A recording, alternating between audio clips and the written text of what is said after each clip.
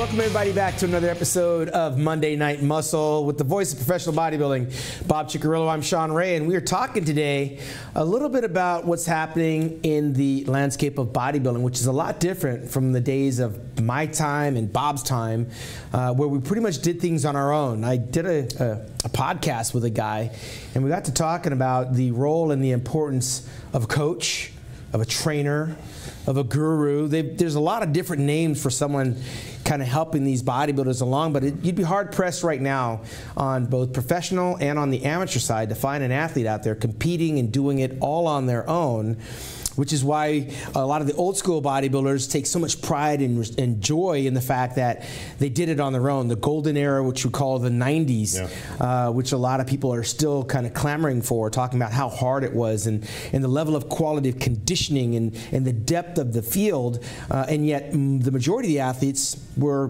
doing it by themselves. I know the great HANEY was training with one or two guys, Rope Man and Superman. Along the way in the 90s, I recall Flex Wheeler and Chris Cormier and Paul DILLETT, they'd be seen being trained by the great Charles Glass. And Charles Glass, he won the national championships and the Mr. Universe contest, and then he became a trainer to Mike Christian, who won the nationals in 1984, and he started training everybody, going to Schlier Camp, you name it, whoever came through Gold's Gym, Charles Glass was the trainer. But somewhere along the line, Bob, there came this other element, which was gurus, which would show up like 2 days before the contest to fine-tune and dial these athletes in and dry these athletes out and then take credit for their contest prep. What do you make of the role of these people? Because a lot of athletes say they couldn't have done it without. Ronnie Coleman is on record as saying, without his guru, there is no Ronnie Coleman. I'm of two minds on it because it cost me the better part of 10 years because of gurus. And there are some differences because, like you mentioned, there's trainers, there's gurus, there's coaches, and there's posing coaches. Some of these guys got all four. Yeah. Just to get ready for a show. So it's and a choreographer. And a choreographer to boot, right? You're going to go to Kenny Wallach. He's going to fix your pose. I'm going to go to Charles Glass. He's going to do my training. I'm going to go to this guy. He's going to prep. Yeah, he's going to do my prep for the competition. And we're going to drop water. We're going to do that. You know, and what I found, Shawn, during that time, using myself as an example, because I'm probably the best example of this. I came on when you came on. We came up in the same exact era. We competed against each other. We went to the junior nationals together in '86. Right. Nationals in '87. '87. That's where you kind of went this way and I went that way. But interestingly, up until that point, up until 1990. I did all my own stuff, just like you did. If you got any help, it was from the guys in the gym. Right. You know, your training partner maybe gave you some pointers, but that type of thing. But we didn't have gurus and coaches for this, and and you learn from the guys that were there before you. Right. You learn from guys like John Brown. I learned from guys in my area, Danny Padilla and some of the greats that came up in Rochester, New York. But what I found was, and I came on strong. I didn't get the win like you did early, but I was right there in the top 5. I mean, I took runner up to Johnny Morant by a point. I could have been a pro in '89. Yeah, could have been. But what ends up happening? 1990, I'm still hanging in there, 5th place. 91, that's the famed nationals, the toughest nationals of all time. We had Ronnie Coleman, in Pittsburgh, Kevin Levrone, Flex Wheeler, Paul DeMeo, myself, Chris Cormier, Edgar Fletcher, Dean Caputo. One for the ages. Craziness, right? But after 91, I start going down. And what happens? Up until 91, I'm juggling 3 balls in the air. Nice and easy to manage. I didn't really know a lot, bro, but I knew enough of my body, and I did what I thought I was supposed to do and got myself ready. Then all of a sudden, I needed to get some help because I'm not winning. Right. Right? So second guess. So I get a coach. Well, maybe I need to get somebody who's smarter than, that knows better, right? And with every successive coach that I got worse and worse. Because now, you know what happened, Shawn? I'm not juggling 3 balls anymore. Now I'm juggling 10. Yeah. And I don't know. Now something goes wrong, right? You show up, I'm, barely making the top 15. I'm 13th, whatever. Holding water, you're smooth, you're heavy. But when I juggling 3 balls, you had 3 things to look at, or a combination. Now you got 10. And guess what? I don't even know what combination. It could be any combination of these 10 things. Could be 1, 2, and 6. 3, 4, and 8. Right. 1, 2, and 9. I don't even know what to look at. And these guys are helping you with what food to eat, whether you're on high carb or low carb, which type of protein, how much cardio you're doing. So you're trying to follow instruction, but it's an experiment. Well, this is why I say I'm two minds, okay? Because when I finally got my stuff together, it was with the help of George Farrer, who is a guru, quote, coach. And a former pro. Now, this was before he was a guru. This was just George from the gym. Yeah. And he was very knowledgeable. He knew his stuff. But I got to give George credit for a lot of different things. But, you know, one was bringing me to my, you know, USA title and obviously getting over that hump. But his routine was so amazingly simple that it actually brought me back, Shawn, to the early days when I didn't know what the hell I was doing. Yeah. It was closer to that than what all these other guys were doing. Now, was this a routine he designed specifically for you? Yes. Or was this something he suggested and incorporated into what you were already doing? Well, we started with suggestions, and really it just came back to just, it was, you know what, it was the simplicity of where I started. When I started, I was an idiot. I didn't know what I was doing. I trained. I ate what I thought I should eat. You know, we dieted to what we did back then. We did some cardio. And it was so simple. And the simpler it was, the better I looked. So how much did that cost? What did that look like? It's a simple routine. He's helping you. Yeah. Is he being a friend, or is he like, look, I'm going to help you? And there was no monetary, you know, George was he's a bodybuilder. Yeah, I mean, this is a buddy of mine from the gym. You know, he's a fellow bodybuilder. You know, he was an amateur. He wasn't a pro at that point or anything. Right. Well, he's parlayed that into a very good, lucrative business for himself, because now, you know, George trained and worked with GREENE. He's worked and trained with Dexter Jackson. And any one of those guys will tell you the same thing. Dexter, any of those guys, they'll tell you the same thing. George is all about simple. Bring it back to those 3 balls you're juggling. Don't have 10, 15 in the air that you don't know what you're even looking at. Simplify it and get back. It became apparent to me when I was struggling in the 90s there, and I wasn't doing very well, barely making the cut at somebody. And these are shows I should have been winning. Guys were beating me that I had beaten before, that I should have been beating. Because you were confused and experimenting? Not because of them, because of me. I was coming in way off. And it was because of the, quote, gurus. Okay. These guys weren't helping me, and this is kind of our you know, piece that we're debating today. Does the guru bring more help or more harm? Right. When he comes in. And some of these guys, you're right, they come in the last 2-3 days and they screw everything up. Well, not only that, some of the guys come in and they've only saw you on your cell phone.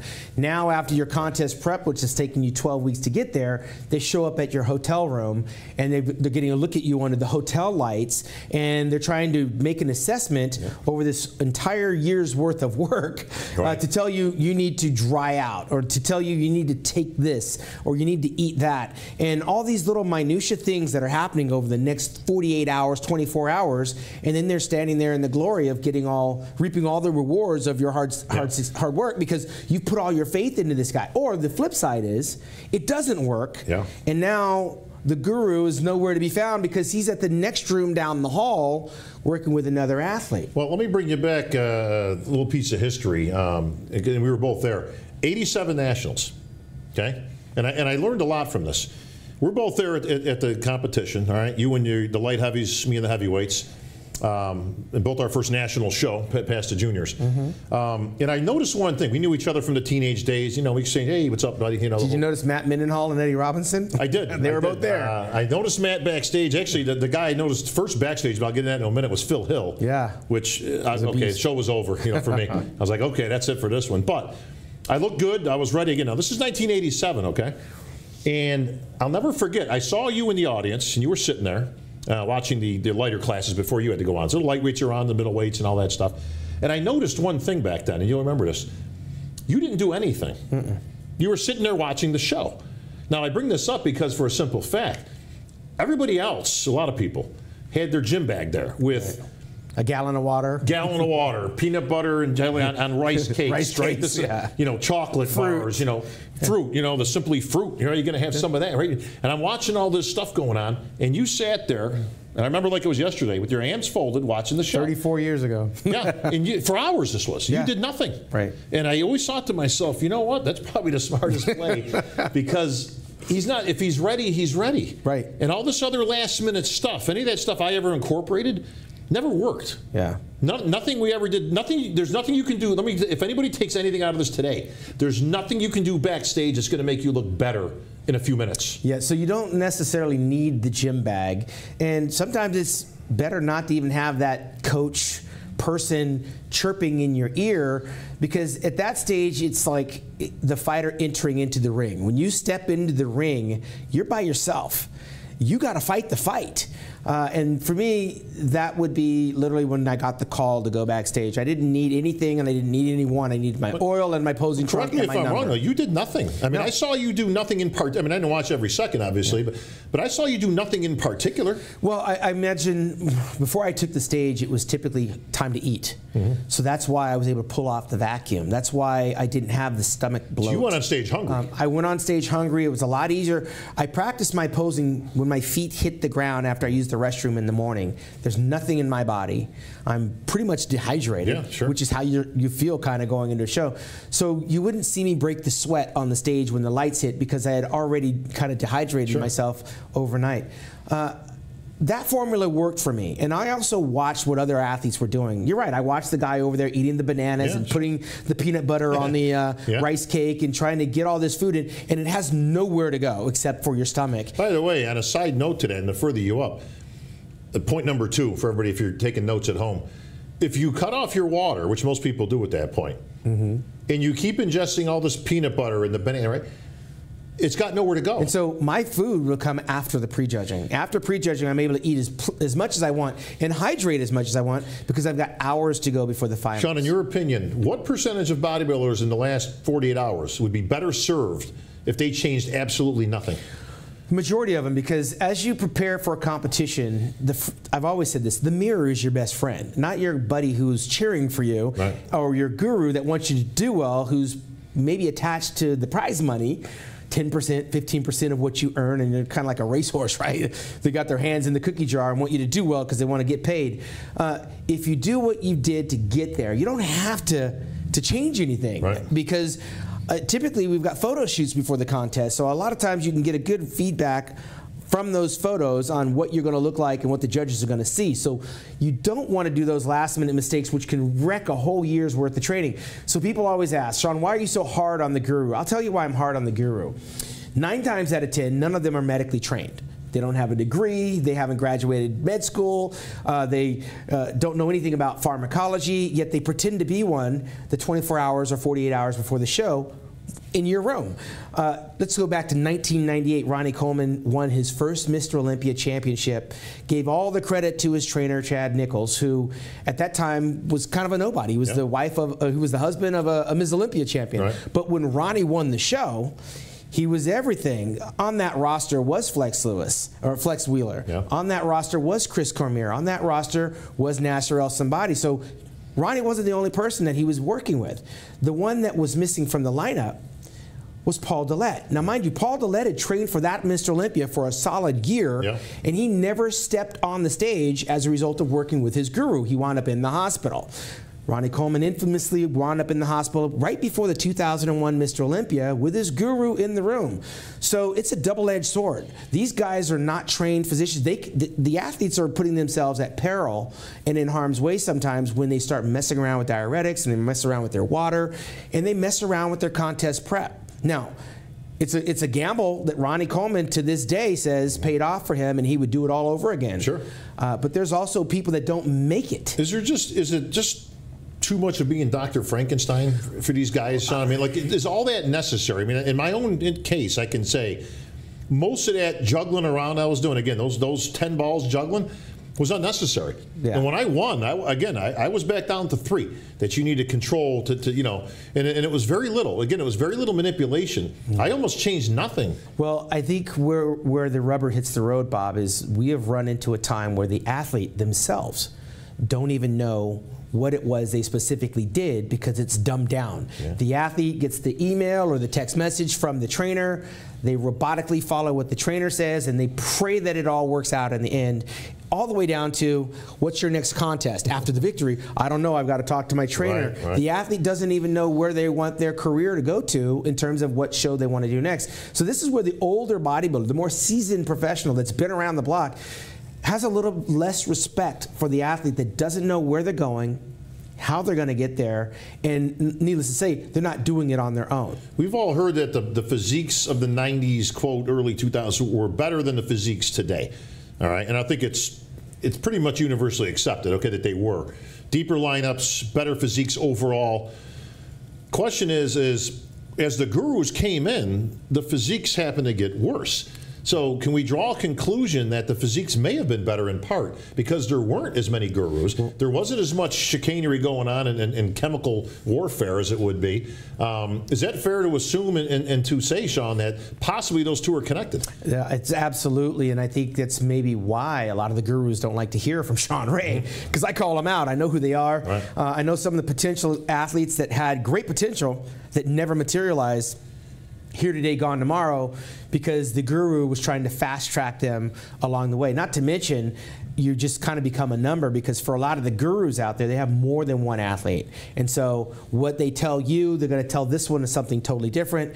And again, none of it comes from a medical background. And so you take a chance. It's risky business when you allow someone to take control of your career as an athlete rather than you simply trying to figure it out on your own. And this is why I have such mad respect for guys like Lee Labrada, Dorian Yates, Kevin Levrone, Flex Wheeler, who all happen to, and Vince Taylor, who all happen to be in the Bodybuilding Hall of Fame, and not for nothing, they're in there because of the fruit of their labor. Charles Glass is universally recognized as one of the best, probably the best trainer in the world, okay? Right. I don't consider Charles a guru, okay?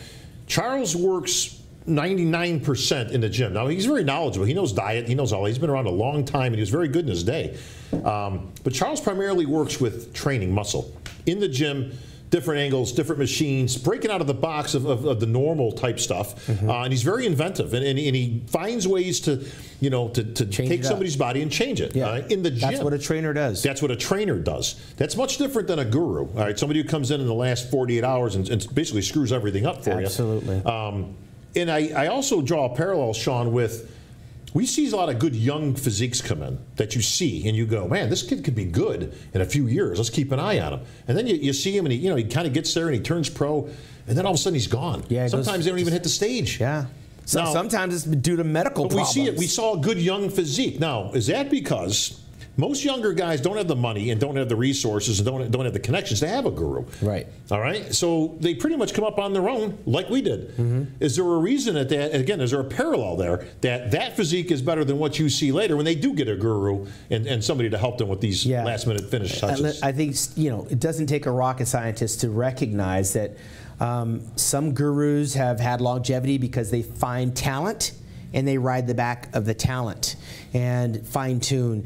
You have to remember, our sport is made up of, I'm not going to say social misfits, but it's made up from we come to this thing with problems. We come with bulimia, we come with bigorexia, we come with insecurities and confidence problems, and we meet someone that says, you can be great, I can help you. Right. Victor Conti, with all these Olympians, and all I have to do is grab a couple of champions and make them halfway decent, and then the people will come to me. Now, I am the guru because I've got 3 or 4 champions, and all these other athletes want to come find out what I can do for them, and naturally it comes with a price. So the only real winner in all of that is the guru, who's making money off of all these guys who are paying blindly for the information that you're sharing with the actual champions themselves. So I don't think there's a need for gurus. You want a trainer or a training partner, that's where you're probably going to get your best bang for your buck. Find someone that will take you out there and bang the weights and challenge you to be the best that you can be. Paying for a psychologist, which is your guru, who then becomes your financier and becomes your relationship counselor. And the next thing you know, the guru is everything. And you don't know what you are, because every time you want to make a decision, you've got to call your guru, because you don't know if you can have this carrot. It's going to screw up your diet if I have this cookie. So there are things that a bodybuilder relies on the guru for that a bodybuilder that relies on his trainer for are totally different. My number one advice for someone coming into the sport of bodybuilding, bikini, fitness, physique, is learn your body first and figure out exactly where you want to go before you try to even get there. That's going to be the main key in terms of, and also you can save a whole lot of money from giving it away to somebody just because they have experience or more knowledge or because they've been where you're trying to go. Figure it out. You got to do the work. Sweat equity, I say that. Sweat equity 101. Put in the work and reap the rewards. And you got to be honest with yourself, Shawn. I've seen guys that have won shows with gurus, okay? But just because they won didn't mean they were a better bodybuilder. Right. The competition maybe wasn't as good, but I've seen them better. And I always wondered, like, I wonder if they realize, like, because the win is the win, right? Yeah, but I won with this guy. Right. And with his help, I won the show. It's like, but did you see a better physique in the mirror? That's the question, because as you go on, as you move up the ranks, as you get into the national level, everybody's a local champ. Right. Everybody's won state champ, regional shows, state shows, you know, that type of thing. Then you get to the, you know, to the pros. Everybody's a world champ, a USA champ, a national champ. That's how they got there. Right. But does the physique get better as you go? Don't count the wins, because I've seen a whole bunch of people win locally. You know, listen, they may have been 3 guys in the class. Right. 2 of them got no business on stage, but you won. Yeah.